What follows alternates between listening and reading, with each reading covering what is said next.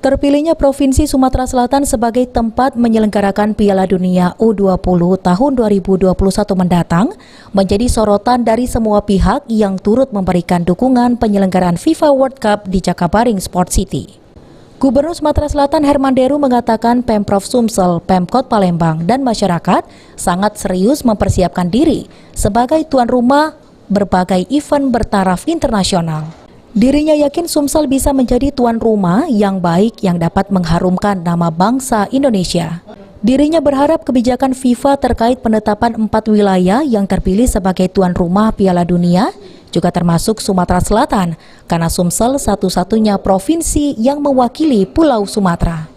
Dan untuk kesiapannya, Pemprov selalu berbenah selain memelihara juga akan mengupgrade serta menyiapkan kelengkapannya. Sumatera Selatan insya Allah menjadi satu dari 6 stadion yang dipilih. Kita akan bekerja keras bersama kota Palembang dari aspek internal siapan stadion juga eksternal termasuk hospitality yang itu akan disiapkan oleh pemerintah kota.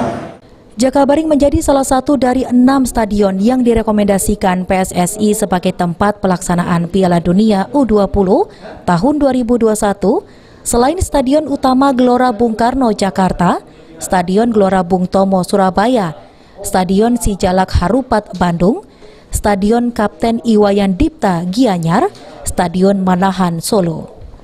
Heru Wahyudi, PAL TV.